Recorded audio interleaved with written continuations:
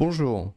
Alors cette vidéo est pas nécessairement très recherchée en termes de vidéos et de photos, mais par contre je pense que le message est vraiment extrêmement important parce que c'est vrai qu'il y a de plus en plus de Français qui sont tentés par l'expatriation, hein, dû à la situation dans laquelle se trouve le pays, principalement en termes de sa dette publique qui devient quelque chose de moins en moins gérable et on est en train de le voir en fait, appel de plus en plus de mouvements, de choses comme ça. Bon, c'est pas le sujet de la vidéo, mais on comprend bien qu'il y a quand même un problème majeur pour les années qui viennent.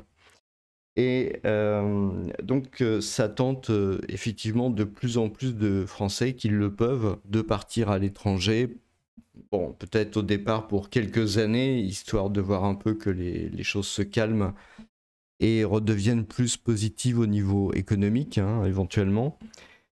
Et puis aussi pour tenter sa chance, parce que dans la plupart des pays, en fait, c'est beaucoup plus facile de créer une entreprise et de gérer une entreprise qu'en France, hein, malheureusement, dû au fardeau administratif. On parle souvent du taux d'impôt. En fait, les gens, les patrons qui seront en France parlent souvent du taux d'imposition qui est très difficile en France. Mais en fait, dans pas mal d'autres pays, vous avez des taux qui sont supérieurs à ce que vous avez en France. Le problème n'est pas en soi le taux d'imposition. Le problème, c'est le fardeau administratif.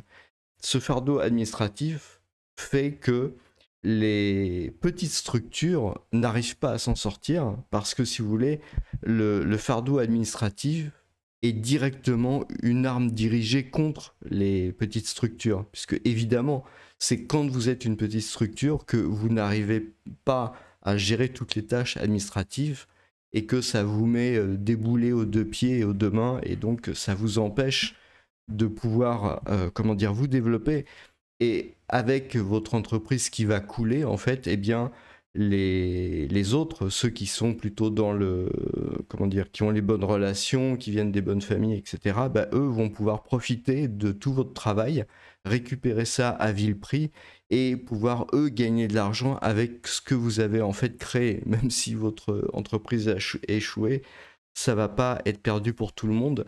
Et malheureusement, c'est comme ça que ça se passe, c'est très triste. Mais je pense qu'il faut avoir une certaine lucidité. Donc, comprenez qu'à l'international, si vous avez des problèmes pour créer une entreprise en France, ça va être beaucoup plus facile à l'international. N'espérez pas non plus, hein, ça aussi c'est mon expérience, n'espérez pas non plus en tant que créateur et dirigeant chef d'entreprise à l'étranger, n'espérez pas non plus une aide de la part des structures françaises à l'étranger. Malheureusement, comme en France, ce sont composés surtout par des gens qui n'attendent qu'une chose, c'est d'être embauchés par des entreprises du CAC 40, de rentrer dans l'administration. Donc si vous voulez, leur cœur de cible, hein, c'est malheureusement un peu comme les Françaises, ce sont les gens qui sont déjà riches, qui ont déjà fait des grandes études, etc. Et donc quand vous êtes quelqu'un de lambda, malheureusement, vous allez vous heurter à ça. Il y a une solution, hein, pour en finir avec cette introduction. Il y a une solution, c'est de rester entre Français, du même niveau social, du même niveau de diplôme aussi, hein, ça c'est vraiment très important. Et puis aussi d'avoir une parole, hein, d'avoir une parole, et comme ça, bah, d'organiser son réseau à l'international. Ça peut se faire. Ça se fait, il y a beaucoup de cercles, de groupes, hein, sur les différents réseaux sociaux, Facebook, LinkedIn, etc., où vous allez pouvoir retrouver des gens qui seront tout à fait positifs et qui pourront vous apporter en fait beaucoup plus que les soi-disant aides gouvernementales. Donc, et puis de toute façon, elles ne sont pas destinées à rester vu la situation économique du pays, quoi. C'est aussi ça un peu le truc. Donc le choix de l'expatriation pour un entrepreneur est un choix intelligent, c'est un choix qui est vraiment tout à fait légitime, crédible et qu'il faut faire. Il faut savoir que j'avais plus ou moins vu qu'il y avait une vingtaine de pourcents de Français à l'étranger qui sont en fait des créateurs d'entreprises, des créateurs de business, voire des freelances, enfin qui ont une activité beaucoup plus indépendante que ce qu'ils auraient eu en France, alors qu'en France, ils auraient été salariés. Donc cela étant dit, hein, vous comprenez très bien donc mon enthousiasme, on peut le dire, pour l'expatriation. Moi, personnellement, ça fait très longtemps que je suis expatrié. À l'époque, je suis parti non pas pour fuir mon pays, mais au contraire pour découvrir un, enfin, un pays étranger, en l'occurrence, hein, c'était en Asie, c'était la Chine. Et puis, j'ai toujours été attiré par l'Asie, donc bon, j'ai étudié la langue japonaise, la langue chinoise, et j'aime beaucoup cette zone-là. Et donc, j'y ai été expatrié. J'ai beaucoup aimé cette expérience-là. Le truc, c'est que je vois beaucoup de gens qui sont expatriés, même des gens qui font des vidéos sur YouTube, qui arrivent dans ces pays-là, d'Asie. Alors l'Asie, hein, c'est la définition géographique de l'Asie, hein, c'est-à-dire que ça va de l'Oural jusqu'à au Japon, en passant par l'Arabie Saoudite évidemment, la Turquie, jusqu'en Indonésie, etc. Euh, L'Australie, on peut pas trop vraiment la classer dans la partie Asie quelque part, je pense. Voilà. Et probablement pas non plus la Papouasie, Nouvelle-Guinée et toutes les îles qui sont plutôt la Micronésie. Quelque part, enfin moi je pense qu'il y a une culture. Enfin, évidemment, en Asie, vous avez plein de cultures différentes, hein, mais quelque part, vous avez quelque chose qui distingue bien en fait la culture de l'Asie, de toute cette zone-là, par rapport à la culture qu'on peut avoir en Europe, par exemple, hein. Donc voilà, les choses étant posées, je considère que aller en expatriation en Asie, c'est vraiment une très très bonne chose. Parce que il y a une mentalité qui est différente. Je dis pas qu'elle est mieux ou moins bien, mais elle est différente et ça va permettre de voir d'autres choses, ça permet de monter des business, etc. Il y a un bémol absolument fondamental et c'est ce bémol-là que je vais vous faire partager avec cette vidéo. C'est que malheureusement, je m'en suis aperçu à travers les Français, les francophones que j'ai rencontrés en Asie, c'est que l'Asie, c'est une zone géographique en fait qui est très très mal comprise à l'origine. On a tout un tas de comment dire de clichés sur cette zone qui sont des clichés qui sont extrêmement faux. C'est pas qu'il y ait des responsables qui étaient malhonnêtes avec les gens et qui nous ont donné ça. C'est juste que voilà, appréhender des cultures différentes, contrairement à ce qu'on peut penser, c'est quelque chose qui est long, qui est compliqué, ça prend des années. Moi, je considère personnellement que pour bien comprendre une culture, il faut une bonne dizaine d'années. Même sans aller en Asie, je veux dire, même en Europe, il faut vraiment du temps pour vraiment comprendre une culture. Après, voilà. Et pour ne pas s'y planter. Alors ça, c'est vraiment quelque chose de très important. Et donc, je vois beaucoup des Français qui débarquent à Bali, en Thaïlande, peut-être au Japon ou dans ces pays-là. Et finalement, ils donnent l'impression que même s'ils comprennent bien que les choses sont différentes, ils comprennent pas à quel point les choses sont différentes. Et je pense que ça, c'est quand même un bémol qui est très important. Euh, donc pourquoi? Parce que je voudrais mettre en relation le risque géopolitique avec l'expatriation en Asie. C'est quelque chose de très important. Euh, en Asie, les choses ne se passent pas comme ça peut se passer en Europe, hein. En tout cas, euh, comme ça peut se passer en Europe depuis ces 80 dernières années, où on vit quand même dans une paix qui n'est pas une paix relative, qui est une paix vraiment complète, hein, si on met de côté ce qui se passe en Ukraine. Voilà, on est quand même avec une très très longue période de paix. Enfin, je parle pour les pays francophones, hein. La France, la Belgique, le Luxembourg, la Suisse, le Canada. Bon, c'est pas en Europe, mais ok, vous m'avez compris. On vit depuis donc 80 ans dans une très longue période de paix. Et je pense que les gens, puis surtout évidemment les jeunes, hein, peut-être ont du mal, mais c'est aussi vrai pour certains retraités. Enfin, je veux dire, très clairement, c'est des gens qui découvrent l'Asie sur le tard qui ont été mangés quelques plats, je sais pas, au restaurant thaïlandais ou chinois ou indien du coin, ont vu plein de gens avec le sourire jusqu'aux oreilles, très polis, etc. Et donc ont été sur place, peut-être ont retrouvé un peu le même genre de choses, mais n'ont pas cherché à se poser plus de questions. Ont peut-être pas ouvert un livre d'histoire pour comprendre d'où venait le pays, ce que les gens, la culture depuis des siècles, comment c'est élaboré en fait la culture. Voilà, quels sont un peu comment ça se passe dans le pays.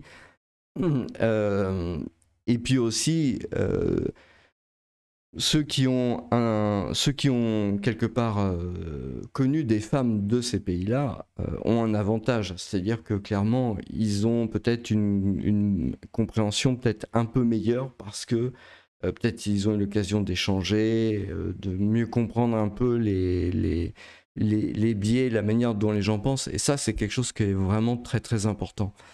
Actuellement, donc c'est ce que j'ai affiché là, hein, vous voyez sur YouTube, hein. J'ai regardé Doha bombardement. Donc ce qu'il faut voir, c'est que c'est le Qatar, hein. Si on prend une carte, bon, c'est pas idéal, mais bon, ça va toujours permettre de pouvoir se repérer un peu. Donc bon, Doha a été bombardé ici, hein. A été bombardé. Voilà. Bon, je ne vais pas rentrer dans les détails du pourquoi, du comment, etc. Doha, c'est un pays, on va dire, un pays développé. C'est un pays qui a des relations diplomatiques à peu près normales. C'est un pays qui a des relations diplomatiques à peu près classiques avec les autres pays occidentaux, hein, avec la France en particulier. Le Qatar est assez impliqué aussi dans l'économie française. Je sais pas, je crois le PSG, enfin bon, il y a plein de choses comme ça, mais c'est malgré tout un pays qui a été bombardé par un autre pays comme ça.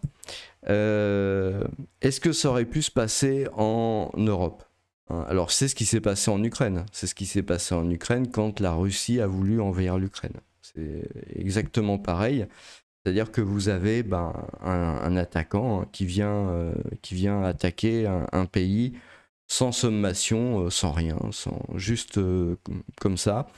Et si vous voulez, il y a d'autres zones en fait en Asie où vous avez aussi des problèmes. Vous avez actuellement des manifestations au Népal qui se passent très très mal. Donc le Népal c'est ici, hein. Le Népal c'est là. Vous avez en Birmanie, donc le Myanmar, vous avez aussi en ce moment une guerre sur le pays, hein, qui est un pays qui est extrêmement affaibli, très morcelé. Comprendre aussi que c'est un pays qui se situe entre la Thaïlande, donc qui est vraiment très proche de la Thaïlande ici, hein, et de la Chine, hein.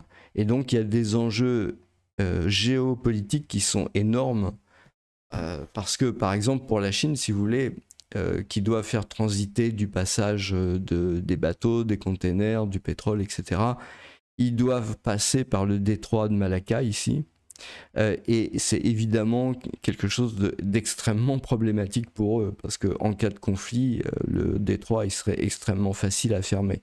Ça serait beaucoup plus difficile pour d'éventuels opposants de venir fermer l'accès par ici.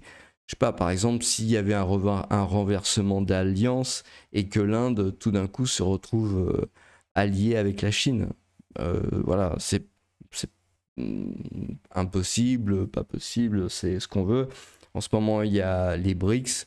Bon, moi, je suis pas persuadé que ce soit vraiment quelque chose de très révolutionnaire, mais en tout cas, voilà, il y a quand même des questions. Donc, on a quand même donc le Myanmar ici.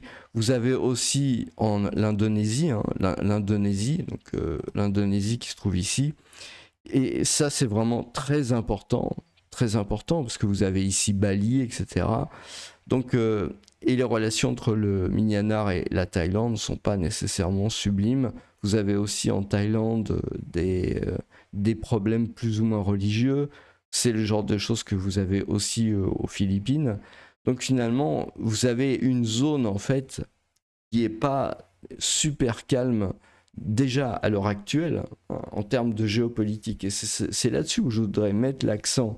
C'est vous mettre en garde, parce que cette vidéo, c'est vraiment ça, hein, c'est vraiment une mise en garde pour vous qui êtes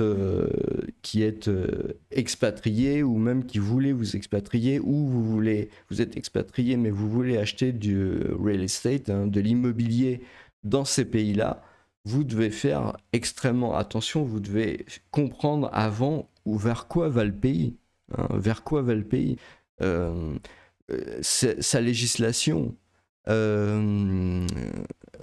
La Chine, par exemple, a connu un boom immobilier très important. Néanmoins, avant d'acheter de l'immobilier il y a 20 ans, il fallait quand même un peu réfléchir à éventuellement ce qui pouvait se passer. On voyait, et c'est encore le cas, hein, que vous avez des législations en fait qui évoluent très vite. Ça évolue vraiment à une vitesse incroyable, beaucoup plus vite que ça n'a évolué en France par exemple, hein. Et il y avait des changements qui pouvaient tomber d'une année à l'autre. Vous avez vraiment une modification complète. Par exemple, tout d'un coup vous avez une interdiction de vente aux étrangers, tout d'un coup vous avez des papiers nécessaires de travail pour pouvoir acheter de l'immobilier. Donc les règlements et les choses peuvent changer très vite. Vous n'avez pas nécessairement la même inertie que vous avez dans des pays qui sont développés depuis longtemps, comme éventuellement le Japon, donc ça c'est quand même un pays d'Asie, hein, bien sûr, mais ils ont quand même une histoire de développement. Il faut bien comprendre, vous avez une différence fondamentale entre le Japon et les autres pays, et en particulier avec la Chine, parce que c'est deux pays que je connais, hein. C'est que le Japon, en fait, n'a pas, contrairement à la Chine, eu le choix. C'est-à-dire que le Japon a été obligé de s'ouvrir aux étrangers à la fin du 19e siècle. C'est l'ère Meiji. Et donc à ce moment-là, si vous voulez, ils ont été obligés de s'adapter. Et vous avez des entreprises qui datent d'il y a très longtemps. Mitsubishi, je crois, a au moins 150 ans ou quelque chose comme ça. Vous avez vraiment des entreprises qui sont là dans la durée. Même si le Japon a été ravagé par la guerre, la Seconde Guerre mondiale, hein, qui a vraiment ça a été terrible, terrible. Toutes les villes ont été quasiment rasées, sauf Kyoto, qui est la ville que je vous recommande d'aller voir. Donc, ils ont malgré tout gardé une certaine culture, hein. Et c'est une culture, comment dire, qui quelque part préserve un peu les changements dans le temps. Alors, ils ont été obligés de changer leur législation, leur constitution, on est bien d'accord. Mais ils ont quand même gardé quelque part tous les apports intellectuels, si vous voulez, de l'histoire, hein, comme ça s'est fait dans nos pays occidentaux. C'est pas le cas de la Chine. La Chine, c'est pas du tout comme ça que ça s'est passé. La Chine a eu les moyens de refuser la technologie occidentale au même moment en fait que le Japon, et l'a refusée.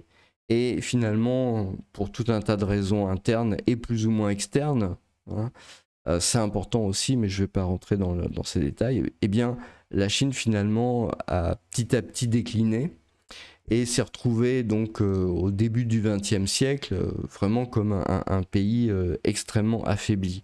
Puis, d'un pays affaibli, la Chine est devenue littéralement un pays amnésique durant la révolution culturelle. De 65 à 75, tout ce qu'il y avait comme création intellectuelle a été envoyé au champ. Les gens ont été brimés. Tous les gens qui étaient des intellectuels ont subi ce sort-là. Et donc l'idéologie communiste a voulu que les gens qui étaient paysans, ouvriers, ce sont eux qui prennent le pouvoir, qui remplacent en fait toute l'élite intellectuelle. Donc voilà. Et donc quelque part, ça a effacé la mémoire de la Chine, la mémoire culturelle de la Chine, mais c'est pas juste la mémoire culturelle, c'est vraiment les tribunaux. Par exemple, les tribunaux, ils ont été obligés de tout recréer de A à Z. Enfin, c'est quelque chose, on n'imagine pas à quel point la Chine est partie de bas à la fin des années 70. Hein. La révolution culturelle s'est finie 1975. Deng Xiaoping a voulu l'ouverture de la Chine à partir de 1978, je crois. On n'imagine pas à quel point la Chine en était arrivée à un niveau bas avant de se retrouver au niveau qu'elle est aujourd'hui. C'est vraiment incroyable. Si vous n'avez pas étudié cette partie de l'histoire, si vous n'en avez pas vécu même un peu, c'est quelque chose qui peut paraître incompréhensible. La Chine est un pays, on peut vraiment dire qu'il s'est quelque part recultivé. C'est-à-dire que comme il y avait une chasse intellectuelle qui a été faite pendant la révolution culturelle, eh bien la Chine avait vraiment perdu beaucoup. Et en fait, il y a beaucoup d'investisseurs en argent, hein, qui ont investi à partir de Taïwan, à partir de Hong Kong dans la Chine populaire, et qui, avec leur argent, ont quelque part ramené un peu la culture et l'histoire traditionnelle de la Chine. C'est quelque chose d'assez incroyable, mais c'est vraiment comme ça que ça s'est passé. Et ça s'est passé donc dans les années 80, dans les années 90, dans les années 2000 aussi, oui, aussi dans les années 2000. C'est-à-dire que les Chinois expatriés quelque part, d'un peu partout, en fait, ont quelque part remis la culture traditionnelle, et petit à petit, la Chine est passée d'un communisme, on va dire, à la chinoise, au confucianisme qu'elle a aujourd'hui, et que les Occidentaux, qui connaissent pas cette partie-là du monde, confondent facilement avec du communisme, parce que ils comprennent pas ce que c'est que le confucianisme, et donc voilà. Je veux pas rentrer trop dans le truc. Ce que je veux dire par là, c'est que vous avez affaire, quand vous allez dans ces pays-là, à des pays dont le développement, on va dire, culturel n'est pas si ancien que ça. Et donc vous avez des pratiques qui vont évoluer très rapidement en termes législatifs. Vous allez avoir des changements de loi qui vont être très rapides. Donc c'est un problème pour l'immobilier, parce que quand vous investissez pour l'immobilier, vous investissez pour des années, voire je vois des gens qui vont pour leur retraite, mais la retraite, ça va durer des dizaines d'années. Donc vous devez avoir quelque part une assurance sur ce fait-là. Et à l'heure actuelle, en 2025, vous ne pouvez pas avoir d'assurance sur ce qui va se passer dans 5 ans, dans 10 ans ou dans 15 ans. Enfin, je veux dire, ça, c'est quelque part vraiment illusoire. Non seulement ça, mais vous avez le risque géopolitique, et c'est là-dessus que c'est aussi l'objet de cette vidéo. Hein. Mais si vous voulez, l'objet de cette vidéo, d'ailleurs, si je parle de risque géopolitique, c'est aussi pour vous faire prendre conscience un peu de la problématique du temps long quand on va en expatriation. Quand vous allez en expatriation, il faut quelque part reconfigurer votre façon de voir les choses. Vous venez pas en touriste pour 3 mois. Vous vous impliquez à long terme, pour de longues années dans le pays. Donc vous devez comprendre quelle est l'évolution du pays à long terme. C'est très important. Et vous allez vous apercevoir comme ça que des pays que vous trouviez paradisiaques, eh ben, finalement, c'est des pays qui peuvent partir en live assez facilement. Ou c'est des pays qui peuvent se retrouver confrontés assez facilement avec des problématiques géopolitiques. Alors, attention, je ne dis pas que j'ai la réponse. Je ne peux pas vous dire ce qui va se passer, je sais pas, au Vietnam dans 5 ans ou dans 20 ans. Bien entendu, personne ne le peut. Mais c'est important d'avoir cette lucidité. Hein. Vous n'êtes pas chez vous. Vous ne comprenez pas la culture. Si vous comprenez la culture, il y a longtemps que vous avez abandonné cette vidéo, parce que je ne vous apprendrai rien du tout. Hein, et c'est normal. Mais il faut vraiment faire très attention. Si vous investissez dans l'immobilier sur du long terme, hein, dans ces pays-là, sans avoir vraiment compris comment ça fonctionnait, à ce moment-là, attendez-vous vraiment à des surprises très désagréables. Mais c'est une surprise très, très désagréable que vous aurez construit vous-même en ne tenant pas compte, en n'étant pas lucide sur les problématiques qui existent. Évidemment, ce sont des endroits paradisiaques. Je veux dire, il n'y a pas photo, hein. Là, c'est le brouillard, la pluie, le froid, la grêle, etc. Là, il y a le soleil, le, le- le jus de mangue, de je sais pas quoi, enfin, et la bonne bouffe et tout ça. Et c'est la plage toute l'année. Enfin bon, bah, évidemment, je caricature beaucoup, mais vous voyez un peu l'idée. Mais la réalité, c'est que c'est pas vraiment ça. Il y a une histoire, hein, et cette histoire, elle est importante. Donc, je vois par exemple pas mal, voilà, en ce moment, j'ai dit que ça se passait mal, hein, en Indonésie. Bah, l'Indonésie, c'est là où il y a Bali, hein. Donc vous avez des très gros troubles en ce moment, très violents en Indonésie, qui sont d'une autre intensité que ce qu'on peut connaître en Europe, hein. Malgré tout ce qu'on peut montrer à la télé, tout ce qu'on peut dire et tout ça, bon, effectivement, à Paris, il y a des poubelles qui brûlent, bon, la bonne affaire. Mais dans ces pays-là, c'est pas comme ça que les choses se règlent. Donc vous devez avoir conscience de ça, hein. Et vous devez comprendre que du jour au lendemain, c'est aussi ça aussi, c'est quelque chose qui est important. Du jour au lendemain, vous pouvez avoir les lois qui peuvent changer. C'est ce qui se passe dans ces pays-là. Moins pour le Japon, encore une fois, parce qu'au Japon, vous avez une culture qui est assez longue, en fait, de, de législation, quelque part. Vous avez, voilà, des tribunaux qui sont anciens, vous avez une pratique de tout ça qui est assez ancienne.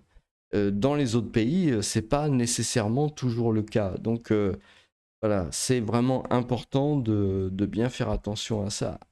Pareil pour Dubaï, je sais évidemment, d'ailleurs il y a des gens de Dubaï qui regardent mes vidéos. Euh, c'est pareil pour Dubaï. Dubaï est un endroit géostratégique qui peut un jour devenir vraiment très problématique, très à risque.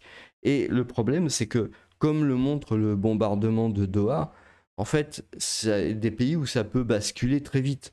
Je veux pas discuter de savoir de qui a raison ou a tort, ça m'intéresse pas. Et d'ailleurs, quand je suis dans un pays en expatriation, je m'implique jamais dans le savoir qui a raison ou a tort. Ce n'est pas mon pays. À la limite, c'est une discussion que je peux avoir sans problème pour ce qui concerne la France, parce que je suis de nationalité française. Mais pour tous les autres pays, même en Europe, hein, même pour les autres pays francophones, moi je ne m'implique pas dans la partie politique, ça ne m'intéresse pas et je ne veux pas euh, discuter de ça parce que c'est pas mon pays et que bah, les gens du pays localement font ce qu'ils veulent, c'est leur affaire, hein, on n'a pas à se mêler de ça. Mais, mais, par contre, c'est important de comprendre ce qui se passe et d'en avoir la lucidité. Vous voyez, on se mêle pas des affaires des autres, mais par contre, on a les yeux ouverts, les oreilles grandes ouvertes, et on regarde, on entend ce qui se passe, on s'informe, on essaye de comprendre d'où ça vient, quel est le problème et, in fine, quels sont les risques que l'on court.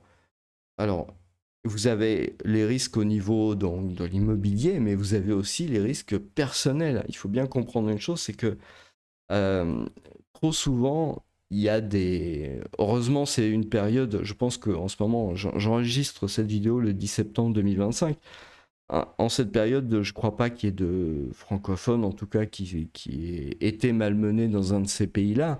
Donc je peux en parler, disons, plus librement, mais il faut comprendre aussi que les choses, le ressenti des locaux peut aussi changer très rapidement. Vous n'avez pas, vous avez pas quelque part... euh, c'est vraiment ça, les choses peuvent vraiment évoluer très vite et ça peut évoluer vite très mal.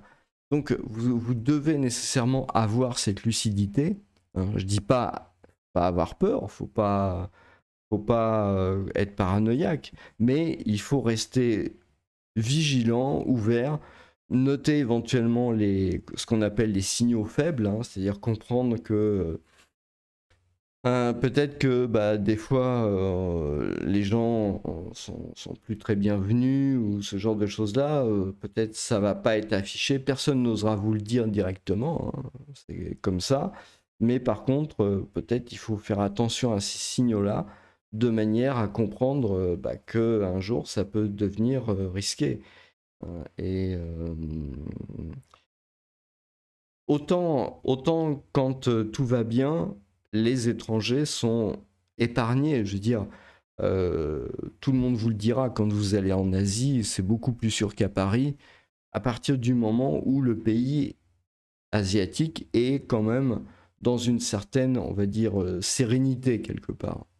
Ça a été le cas de la Chine, c'est le cas de la Chine, avec une croissance voilà, très très grande. Je veux dire, il n'y a pas de problème majeur pour un occidental sur place, c'est plus sûr que Paris, ça sans aucun doute. Par contre, quand la situation évolue, hein, je pense par exemple une grave crise économique, des tensions géopolitiques très importantes, euh, comme ça peut arriver, par exemple, c'est arrivé une fois entre la Chine et les États-Unis, mais ça a été vraiment grave, hein. Au moment de la guerre en Yougoslavie, vous avez eu l'ambassade de Chine en Yougoslavie qui a été bombardée par la France, je crois. C'est devenu chaud. Alors, bon, pas longtemps, heureusement, mais quand même, ça doit faire comprendre que si les choses doivent vraiment tourner mal à un moment donné, ça peut vraiment très très mal se passer. Je veux dire, quand vous êtes dans ces pays-là, hein, si on regarde les pourcentages d'expatriés, la plupart des expatriés sont pas en Asie en fait. En Asie, vous avez, je crois, les chiffres, c'est 3 ou 4% d'expatriés, donc en fait, c'est pas énorme, hein, c'est vraiment pas énorme. Et vous le voyez sur place en fait, hein. Vous êtes normalement pas très nombreux, alors même s'il y a des concentrations dans certaines zones d'expatriés, sont vraiment pas énormes. Donc quelque part, vous êtes quand même très vulnérable. C'est aussi ça qu'il faut quand même comprendre. Il faut toujours garder à l'esprit quelque part une petite case, si j'ose dire, où vous pouvez être préparé à partir rapidement du pays, ou ce genre de choses-là. Parce que vous avez des risques. Et le problème, c'est que quand vous avez des risques, vous ne pouvez pas savoir comment ça va se passer. Parce que vous avez les gens du peuple, vous avez l'armée, vous avez éventuellement vous avez des groupes paramilitaires, éventuellement vous avez des groupes régionaux, religieux, ethniques, tout ce que vous voulez, qui se battent entre eux ou quoi que ce soit.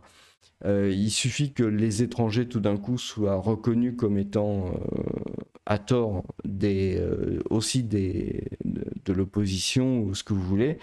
Et à ce moment-là, ça peut très vite dégénérer. On n'en a pas conscience parce qu'en France, enfin je veux dire en Europe, même aux États-Unis, hein, enfin même en Amérique, ça fait très longtemps qu'on n'a plus connu une vraie guerre et des vrais troubles. Parce que voilà, même en France, même si ça s'agite un peu, ça n'a rien à voir avec des vrais troubles. Euh, c'est pas parce que le pouvoir en France prend un marteau pilon pour écraser une noix que en fait les troubles sont vraiment si importants que ça. Quand vous avez des troubles en Chine, on n'en entend pas parler à la radio et à la télévision, mais vous avez des troubles qui sont quand même importants. On le sait peu parce que c'est pas relayé malheureusement par les médias occidentaux, hein.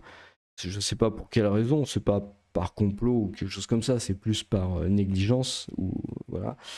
Mais vous avez des grèves, hein. Vous avez des grèves, vous avez des manifestations, vous avez des mouvements sociaux très importants en Chine. C'est un pays qui est absolument pas calme, socialement parlant, contrairement à l'image qui est véhiculée faussement par les médias. Encore une fois, hein, c'est plus par ignorance ou par que vraiment quelque chose comment dire, de désinformation délibérée.